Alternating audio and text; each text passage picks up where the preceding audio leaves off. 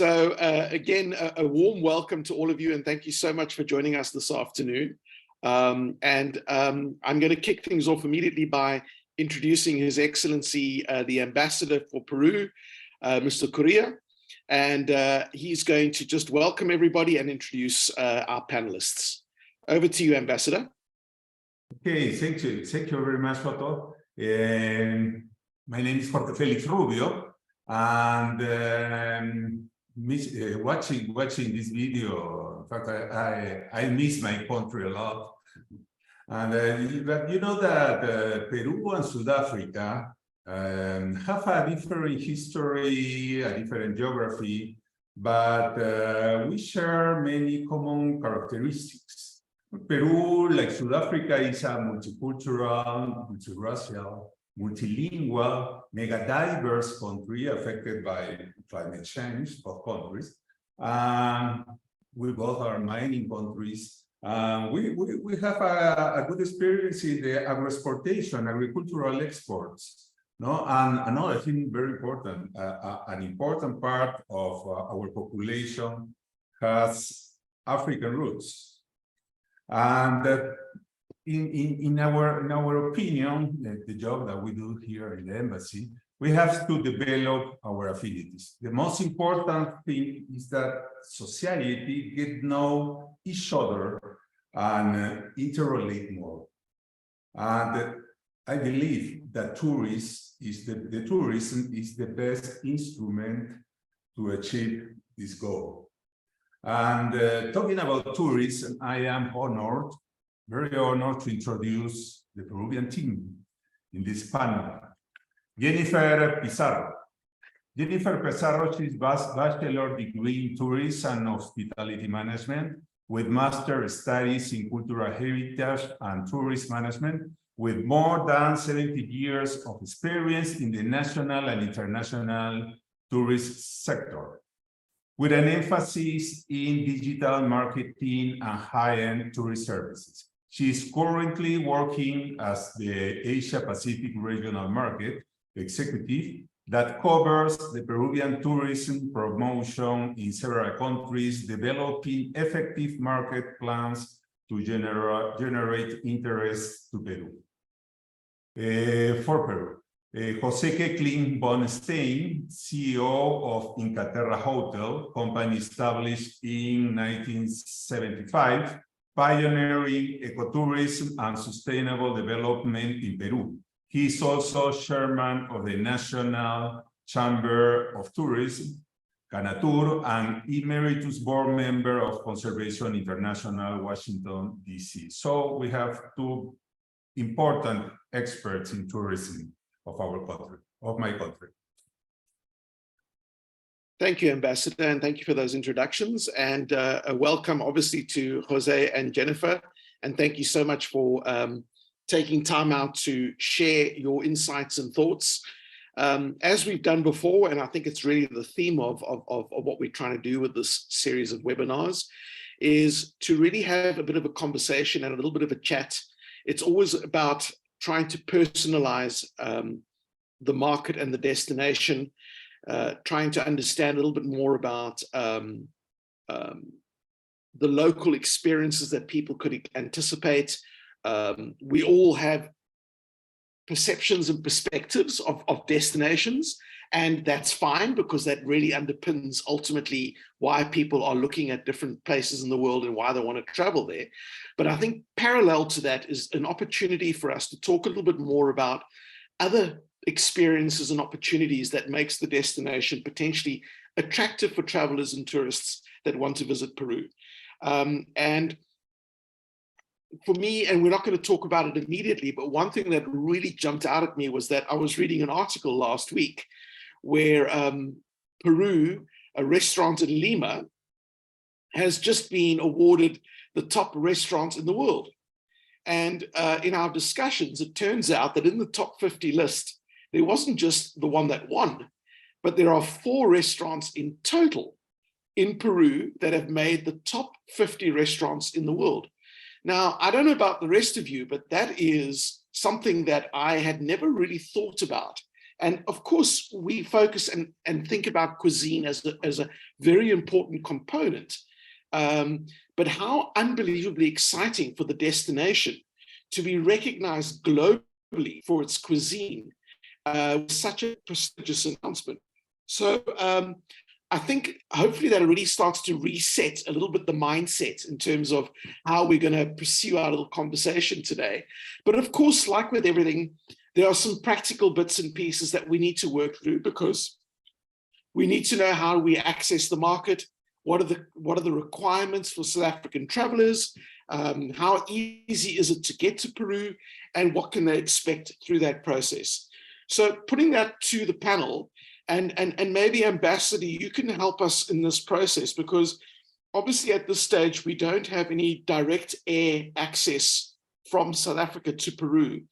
But excitingly, we are hearing that LATAM is about to open up services into South America again, using Brazil as its gateway. And there's also conversations from South African Airways to reignite the route to Sao Paulo. So Ambassador, could you share with us a little bit, what is it, if I was a South African passport holder and I wanted to travel and visit Peru, what would I need to think about in terms of how I get to Peru? For a South African, traveling to Peru is very easy. You can go to Peru with a visa for 90 days. These 90 days are cumulative, so you can go 9 times, 10 times for 9 days, or you can go 90 days. No, it's very easy. You don't have any problem. The only problem is, as you said, the communication. No, we had some problems when LATAM closed. LATAM and South African Airways closed the flights. So now we have to go to Europe, and to Europe from Peru, or you can go to Ethiopia or Qatar, and from Qatar to Sao Paulo. But this problem will be solutioned in 2 months, 3 months, because LATAM is opening. Is opening the flights now. LATAM, and I listen to South African Airways too. No, there is another possibility to travel to Peru, is through Angola. Luanda, Sao Paulo, Lima. No, this is closer. All right, fantastic. And I suspect also with the American airline linkage between United and Delta, that would be another alternative in order to sort of get across to the Americas as a continent and then be able to travel down to Peru as well. So you've got the United routing through New York, and we've obviously got Delta through Atlanta. Yeah, this is another possibility. Yeah. True. No, fantastic. So Ambassador, in terms of visa applications, what is the route? What is the process that travel agents can advise their customers the route that they need to follow? Who have you appointed to handle your visas? In fact, if you want to go to Peru, you have to take your passport and go to the airport. You don't have any more problems. From South Africa to Peru. No, if you are from Botswana, Namibia, or the neighbors country, you have to apply for a visa. Okay. And you have to go send your passport here to the embassy, and in 2 weeks you can get a visa. But for South Africans, you can enter without visa, no problem. Only your passport. Yes. Yep. All right, fabulous. So, guys, how amazing. This is an exciting destination where South Africans are welcomed and embraced, and we're able to literally get on a plane, travel to Peru, and have this incredible opportunity to experience this amazing country. And maybe this is the word experience is really where I want to take the conversation next. And I'm going to reach out to Jennifer and then Jose, just in terms of having a little bit of a conversation. Yes, Jennifer, I think we need to focus a little bit on why people traditionally think about Peru as a destination, but also let's delve a little bit deeper. Let's have a little bit of a conversation around, yes, these are the obvious reasons, but also, you know, what else should people be thinking about? And I'm going to ask you to do the thing that you do, which is obviously to market the destination. But I think afterwards, both you and Jose, I'd like to have a little bit of a conversation, which is a little bit more personal. What we get to that just now. So Jennifer, I'm going to hand over to you. And I'm not sure if there's anything other than maybe just unpacking to our audience today, the very simple question, why should we come to Peru? Yes, thank you, Otto, for your questions. Well, actually, Peru is a very, very various country with different type of geographies. We have the coast, we have the highlands, we have the Peruvian Amazon. So we always encourage travelers to stay as long as they can. We understand we are a country and in a region that there is a lot of countries, and usually when they come from long distance travelers, they try to visit as much countries as they can, but actually Peru offers all. You can come to Lima first, because the flight from the new flight that was going to reopening on September is going to go via Sao Paulo to Lima, and stay here. You can stay 3 days, do a lot of street food. We have the best 4 restaurants in the world, but you actually can eat well everywhere. You can go to a fancy restaurant, but also you can eat very well on the street. You know, for us, it's very popular that we love to eat. It makes us happy. So for us, Peru offers you different type of foods in any region. So every region that you travel, you will find different tastes of foods. After Lima, well, the obvious one would be Machu Picchu, of course. If you are here, we encourage you to go to Machu Picchu, to stay in Cusco City, to stay in the Sacred Valley. We actually sell Cusco as a 3 destination because Cusco City as itself is a very, very big destination with a lot of museum, a lot of culture. But then you go to the Sacred Valley and you have this open sky, a lot of, you know, green open fields with the mountains and the snow-capped mountains as well. And then there you have also Inca archaeological sites. And after the Sacred Valley, that you can spend easily 3 days, you go to Machu Picchu town, and then to Machu Picchu Citadel, which is very kind of high in a train, by train or actually trekking. But yeah, I mean, Lima, Cusco itself, it takes like 6 days, 7 days. So after that, you can go to the jungle. We have Puerto Maldonado, which is very close to Cusco, like 30-minute flight from Cusco to Puerto Maldonado. And also the Amazon at the north of Peru, which is Loreto. And we do have these river cruises where you can actually see pink dolphins. You can have like a wildlife safari. You can catch piranha on the way you go. Actually, there is a lot to offer, and you just can go from there. We have the north of Peru. We have this sun beach, the whale watching as well on the north of Peru. You can swim with turtles, sea turtles. So there's a lot, but if you have like 14 days to stay here, we recommend to be Lima, Cusco, maybe Puno, the Lake Titicaca, and always go to the Peruvian Amazon. Amazing. So we've got lakes, we've got mountains, we've got history, we've got ancient cultures. And I've understood that other than Machu Picchu, you guys have some other amazing ancient cities that are maybe not as well known and recognized, but are open and available for people to visit.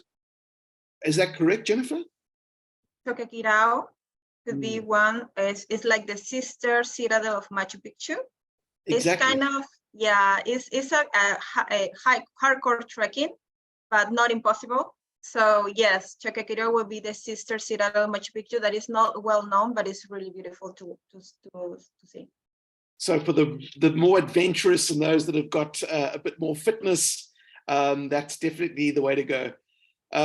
Thank you for that, Jennifer. And Jose, I know that you are very passionate about the Amazon, and it's in the conversations that we've had, you've certainly raised with me a couple of sort of areas of passion that you are quite committed to. And I've certainly noted that sustainability is something that is very high on your agenda as well as an organization.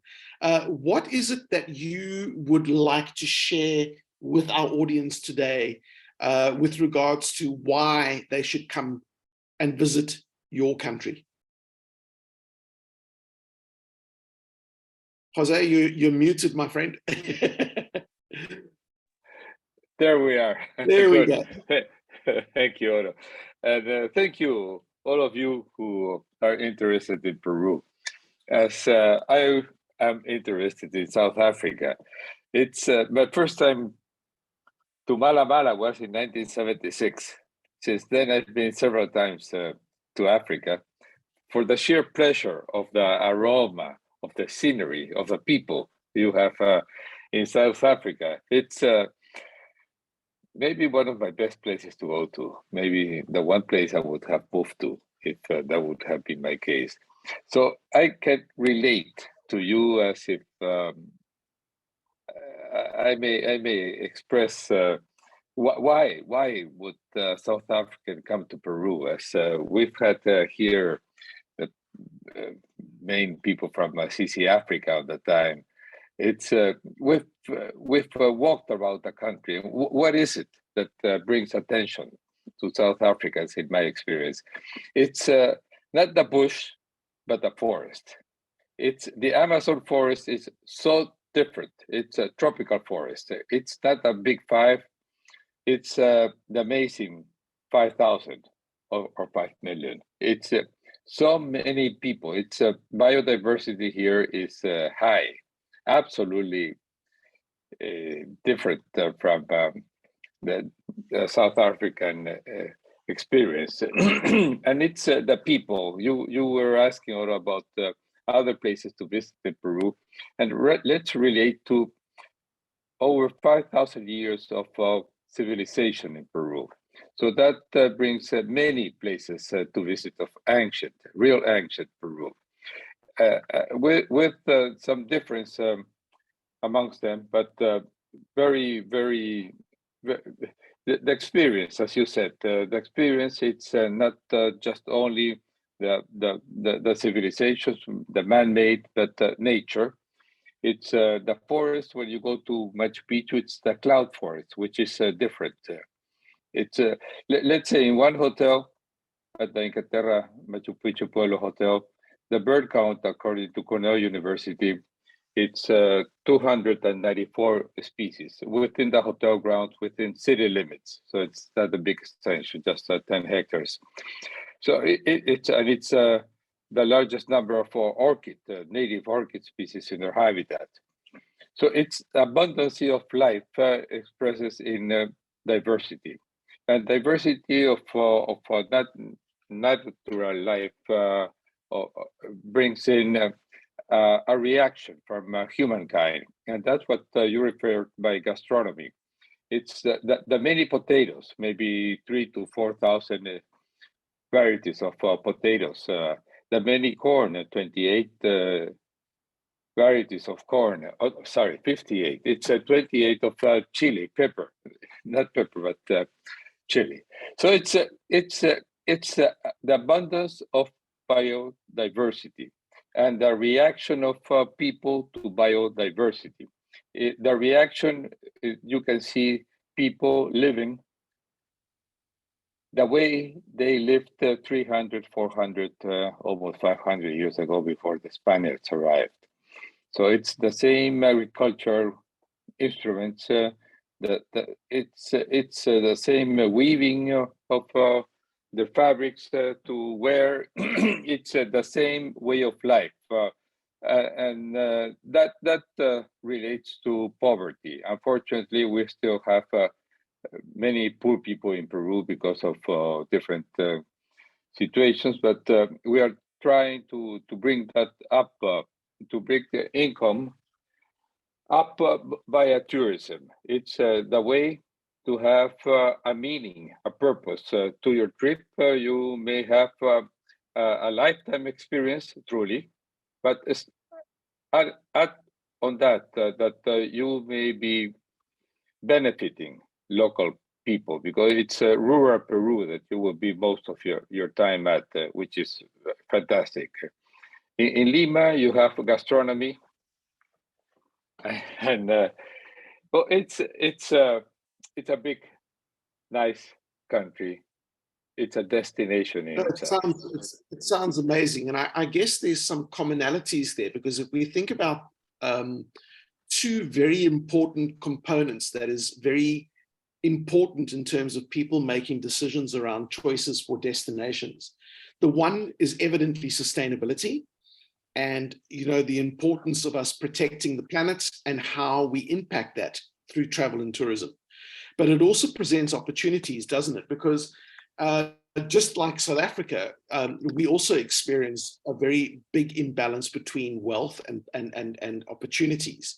And travel and tourism is one of those incredible industries that really creates the chance to bring people into the tourism sector, and we can create experiences for visitors, but we can be sustainable in terms of how we approach it, and we can drive real value to local communities in terms of creating jobs and opportunities.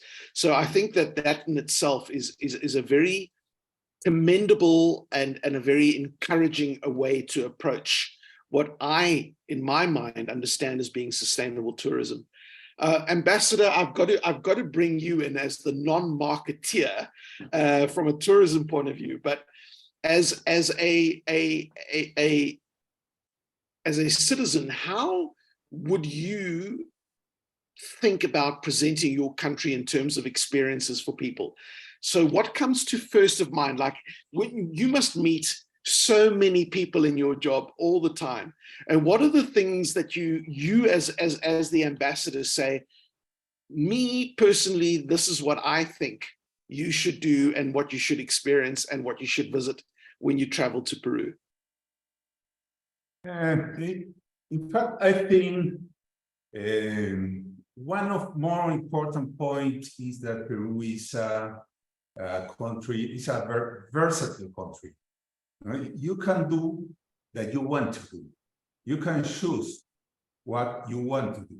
For example, if you like beach, you have more than 3,000 kilometers of beach. If you have sand, you have desert as impressive like Sahara. It's smaller, but as impressive. No? And if you want mountains, jungle, José Koechlin knows a lot about all the things as Jennifer.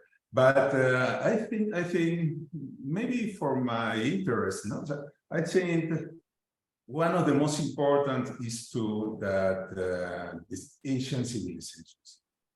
The first civilizations in Peru grew 5,000 years ago.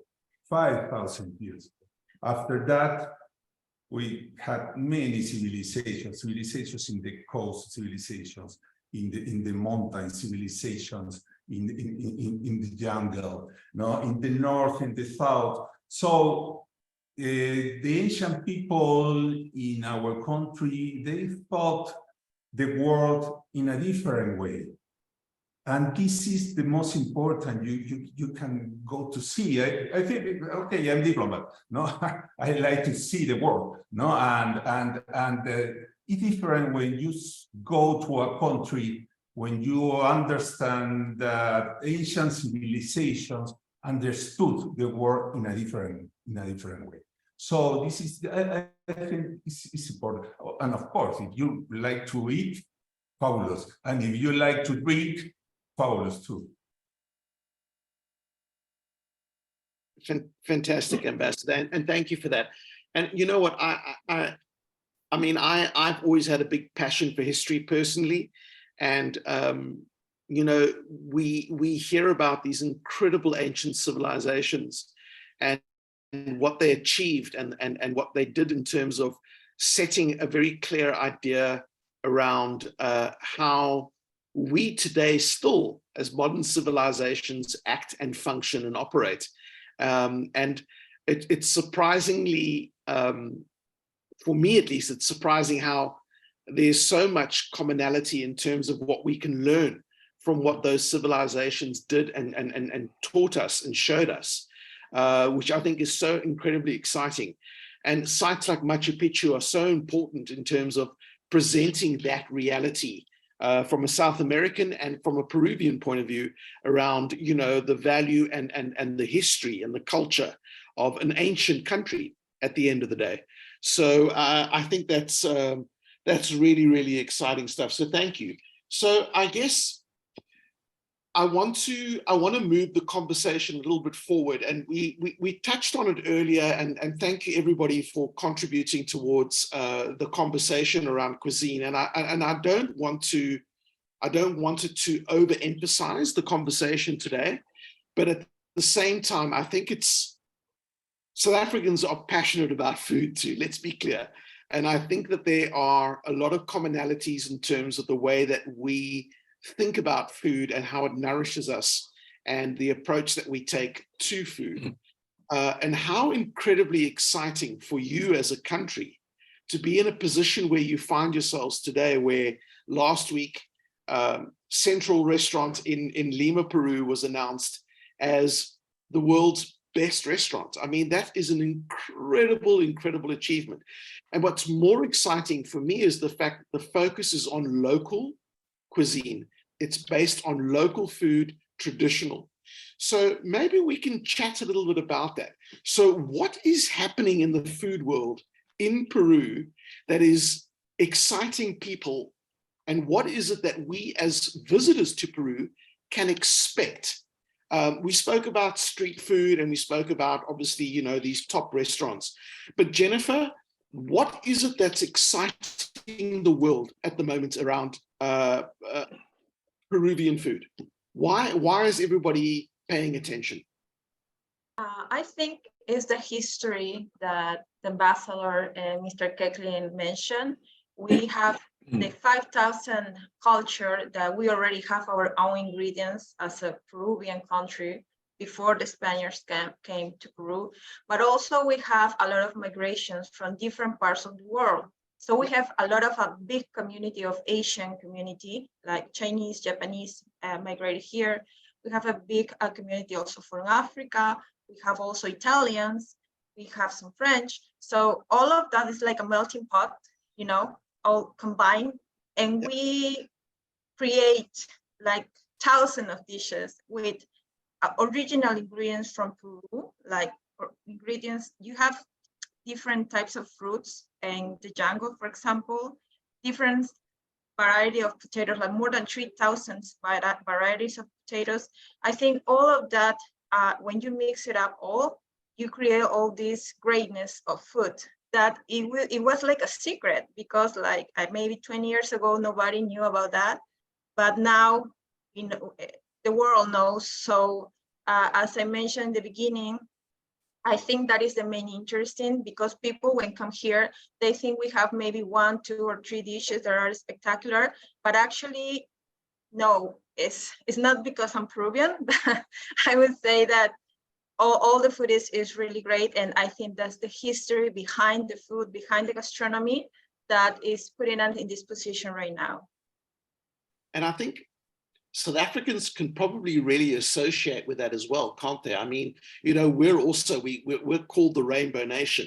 And, you know, we've also got this huge sort of mixture of influences from different cultures, and through the phases of being colonial, having different processes where people immigrated to the country and they influenced the cuisine.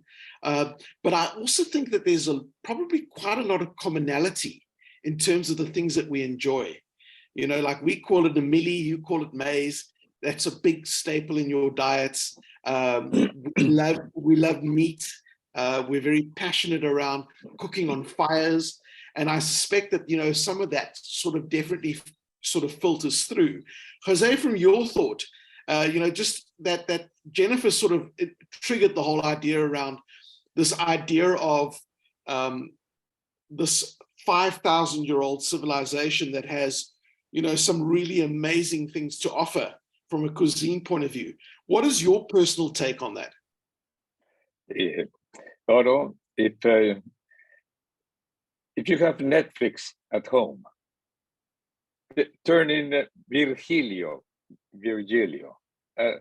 and you will see him at his best. He'll tell you about Peruvian cuisine as he roams about Peru. So there you have some understanding of rural Peru. Right. And if you wish to see more about Peru, go into YouTube and see the 2 films in Peru. And I was the co-producer personally. It's Aguirre, Yeah. Aguirre, The Wrath of God, and Fitzcarraldo. Both great films that will tell you how the Amazon is in Peru. And if you wish to go deeper in at YouTube, see the documentary about Fitzcarraldo, which is Burden of Dreams. There you will have an insight of what Peru is, rural Peru, what the feeling, the expectations that may bring up to you to get to come and see what's Peru like. Definitely, it's this biodiversity that spurs the necessity of doing your own cuisine at the place where you may be at. Peru, the Andean the Andean mountains is the largest mountain range in the world, and it has many small places, small life zones. There are meant to be 84 of the 104 life zones in Peru, and that creates biodiversity, diverse reactions to nature, and cuisine is one of them, and that we can appreciate in our daily walkabout Peru. Thanks, Jose. I have absolutely no doubt. Ambassador, when you go home, like, what is the first thing that you go, this is what I want to eat, this is what I'm missing when I'm away from home? Sorry, Ambassador, you're muted. When I go home, the first thing I want to eat is the thing that I cannot eat here, no? And I like anticucho with chocolate. No, I love that, because here it's not possible to eat anticucho. Anticucho is a brochette of heart, no? And here it's not possible to find heart in restaurants, and the chocolate, our corn is different than here. Here is small and sweet, and in Peru is big and it's different. No, this is fine. But I think there is another reason in our cuisine, no, that our cuisine exploded in the 80s, in the 90s.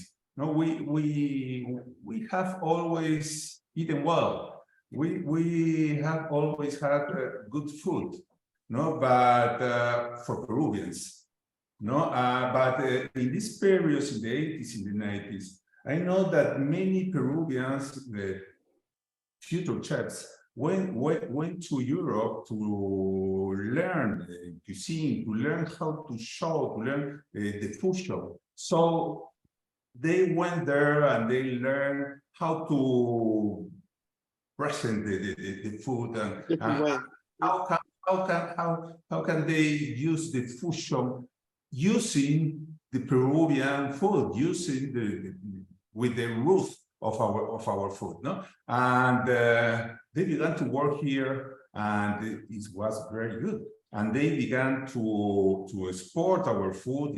They put restaurants in many countries, and they were very successful, no? And I think this learning in Europe was very important for our cuisine.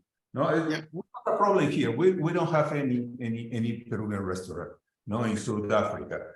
There are some restaurants that they are taking some Latin American or Peruvian inspiration, no, but not Peruvian food. No, I think it's a very good business for an entrepreneur that want to put a Peruvian restaurant. And more now that we have the in the top 10, we have 4 restaurants. No? But we don't have restaurant, but we have the best catering here, at least in Johannesburg and Pretoria. No, it's a Peruvian catering that all the embassies and government use many times. So when we want to present the Peruvian food, many times we use this catering, Norma and Vilma, that are a very good representative of our country. Fabulous, fabulous. So note, everybody, if you're looking to do something a little bit different on the catering side, do feel free to reach out and we can get that Peruvian feel coming through. So guys, just moving the conversation a little bit forward. So we've spoken about the why you should travel to Peru, and we've highlighted obviously some of the obvious and the clear drivers in terms of tourism. But imagine that if someone traveled to Peru, they wanted to experience the destination a little bit more like a local would. Local experiences, being able to sort of connect with the cultures and to connect with the way that local people act, behave. Where do they go? What do they enjoy doing? What are some of the experiences that locals like to achieve? And I'm going to mix it up a little bit and actually start with you, Ambassador, and say, you know, if you were back at home and you were in welcoming visitors and they were coming to see you, and they would say to you, that's great, but, and obviously we're going to do all of these things, and we have got these 14 days, but we also want to spend some time and we want to engage culturally and with local people and have those conversations and experience things that maybe are not on the main path, the main traditional tourism sort of road. What would you recommend for them, Ambassador? What would you suggest that they should really add as a must do that is not necessarily a main attraction? I think, as I told you, for me, the ancient civilization is a very important part of our history, and is a very important part of our culture, our identity. So I said, go to Machu Picchu. Yes, of course, it's the most important, maybe. But try to go to Choquequirao, try to go to Puela, try to go to Titicaca Lake, try to go to all the ancient civilizations you can find. For example, when I was studying in the diplomatic academy, I'm talking about the 80s, no? And we went to Trujillo. And in Trujillo is a city in the north of Lima, no? And there were only one ruin, Chan, no more. The only one archaeological site. Now you can go to the north and you can find many archaeological sites. Why? Because each decade we discover a lot of sites, archaeological sites. And this is very important. If you go today, in 20 years, you will find new things. Maybe you can go to Choquequirao by car, maybe, I don't know. No, maybe 30 years ago, there were many places that you couldn't visit, and you can now. No, so you can go now. So I think this is that I should recommend. Now visit all the history you can visit.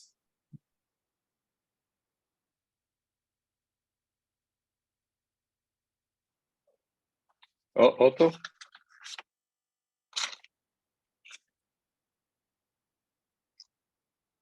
May I come in? Otto? Yeah, no, absolutely. Thank you, Ambassador. I think we lost you there for a little bit, but absolutely. Jose, from your side? Yes. When you said the way, I sort of caught it up with waves and surfing. and sailing and fishing. This let's bring up the old days. In the 50s, Peru had this place, Cabo Blanco, in northern Peru, where the big granders were caught. It's and this year it'll be 70 years since the biggest ever sport fishing award happened. It's a 1560 pound black barley, and there were many over 100 pound barleys caught in those days. So we are trying to bring back the fishing. We are you talked about sustainability. That's a part of our job to bring back the ocean. You talked about other activities. It's surfing, by all means. It's kite surfing, windsurfing. It's one of those places in the world where you can go to many spots. So from Cabo Blanco, an hour up north or an hour down south, you have over 30 points to go surfing. So it's, and of course, seafood, ceviche, that's one of the main dishes in Peru. And there you have fresh ceviche. And the largest sport fishing tuna, big eye, happened in Peru almost 70 years, 57, it was in 57. So it's a bountiful place. If you wish to look upon grand things in a grand destination, here you have it. It's culture, it's nature, sustainability at its core.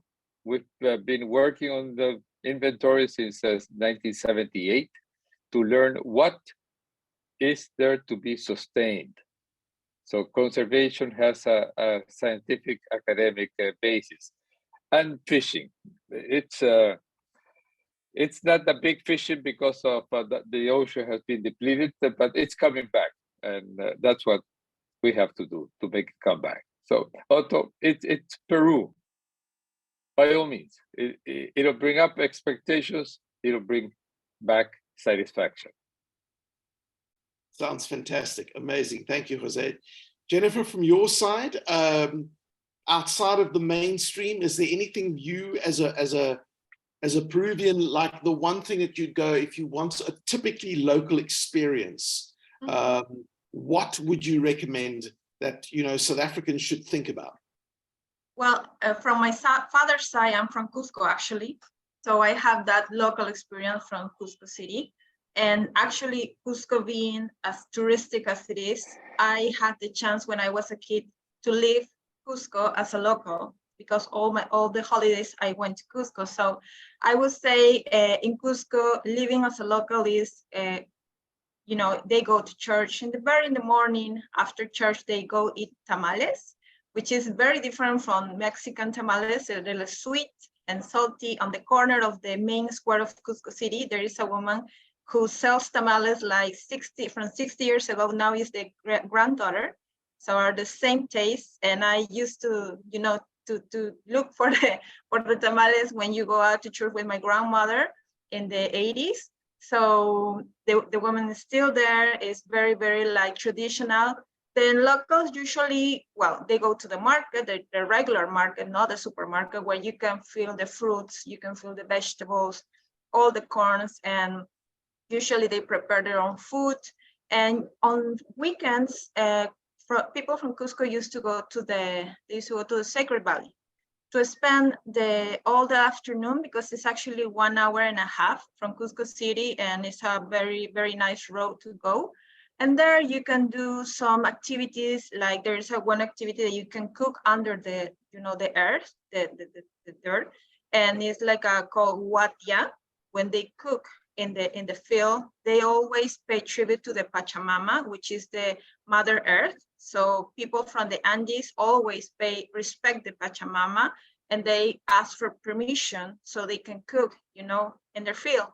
So also fishing, because there's a lot of lakes in the Sacred Valley. We used to go fishing with the uncles and all the family, and their return. And I always recommend to walk in the main square of Cusco by night, going to San Blas by night, because Cusco has this magic where it's really, really beautiful. It's like being inside a postcard. I always say that. And locals actually do that. They go to museums also, but it's like living this is very, very ancient city, and you can see actually Inca and Spanish collapse in the city, the structures, the buildings, but they're very traditional. So there are a lot of small towns around Cusco that you can visit and doing a full day and visiting these old churches or these archaeological sites and eat around, you know, all the way to the visiting these towns. I recommend that. Amazing. It sounds incredible, absolutely incredible. And I think, you know, increasingly people are looking for these kind of more real and genuine connections with destinations that they travel to, you know, above and beyond the obvious. And yes, they do want to experience that, but, you know, being able to get those sort of insights and to be able to speak to people and go, you know, this is what we do as Peruvians, and these are the things that we enjoy as people, and to be able to experience some of that is really, really exciting. Certainly, I think there is a constant theme around the enjoyment of being together as friends and family, and enjoying food and having that sort of communal experience, which I think will resonate with many, many South Africans. So look, we're reaching sort of the last sort of couple of minutes of our session today. And I would obviously ask all of you to just think a little bit about any sort of closing remarks that you'd like to make. But as we do think about that, we also ask our participants if there's any questions. I've answered one or two already. And we've had another one here. Jennifer, I'm not sure if you're able to help here. So we have one of my travel agency members who is currently based, interestingly, in Los Angeles.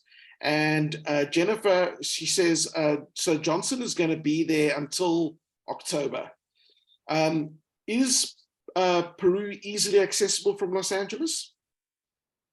Yes, we have daily flights from LA to Lima. It's an 8-hour flight around. So a lot of airline companies.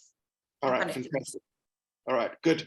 So, yes, so Johnson, there you go. Otto, whilst you are having an amazing remote working experience out of Los Angeles, be assured that your ability to visit this amazing country, Peru, is on your doorstep with daily flights and easy for you to achieve. So I think that's great news.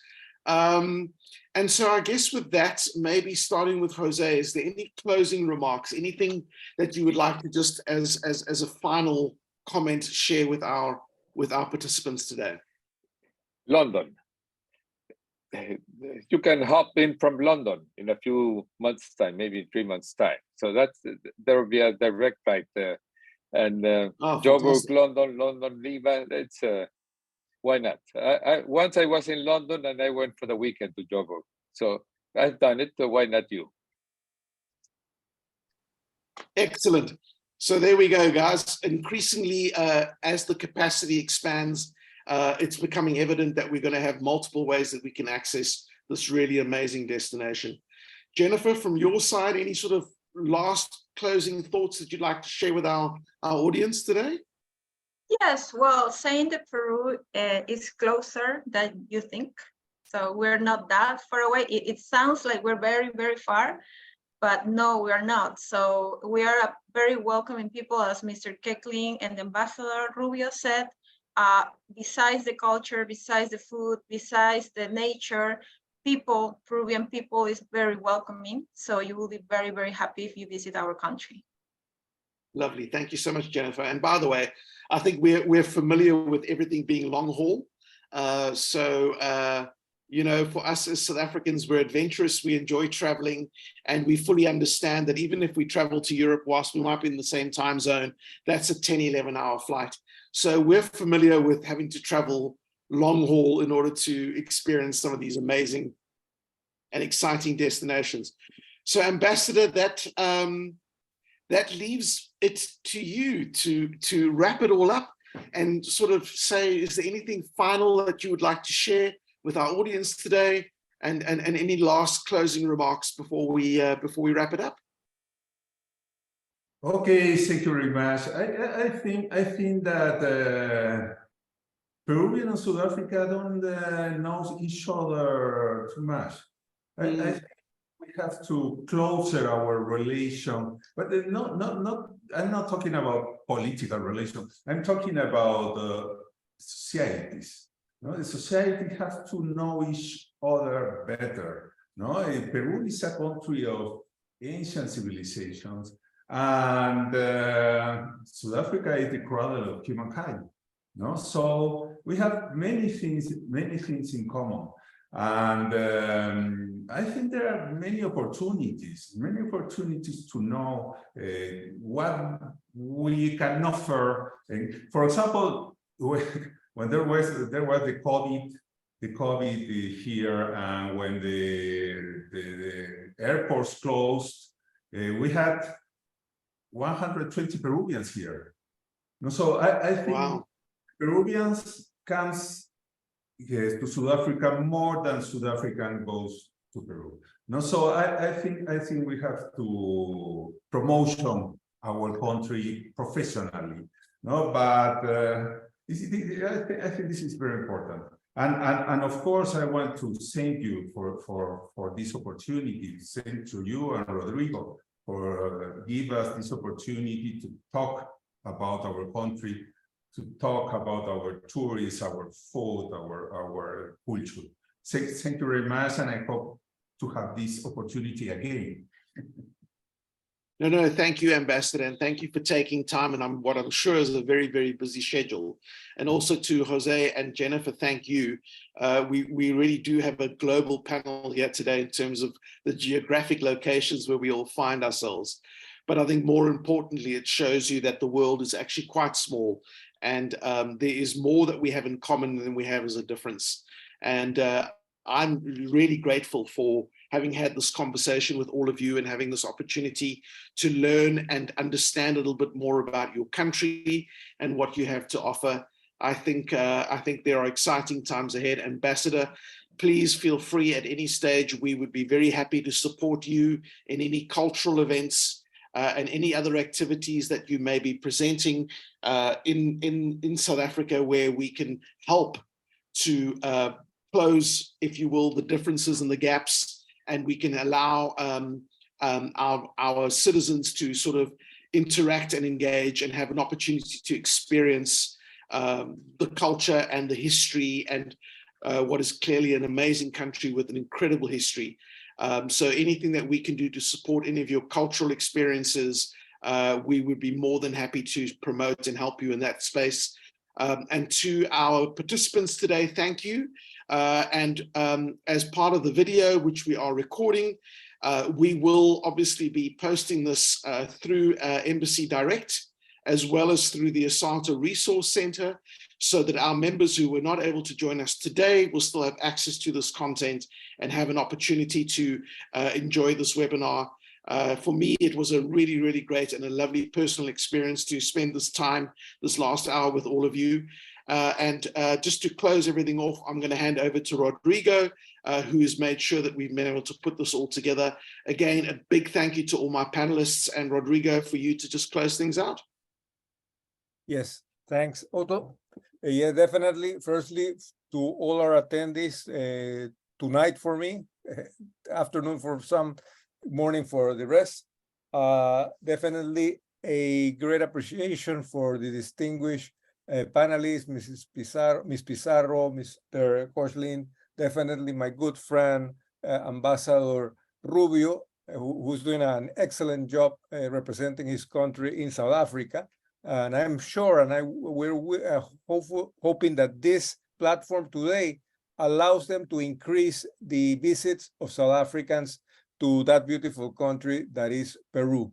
Otto, to you, as usual, great job, great moderator, great host. Just to finalize, we would like to invite for our next month webinar on Egypt as our next destination, to continue in the journey around the globe in these 9 months and show you 9 destinations. Good night for everyone, to everyone. Good afternoon, good morning. Thank you. Bye-bye, everyone. Take care. Thank you. Thank you, Otto.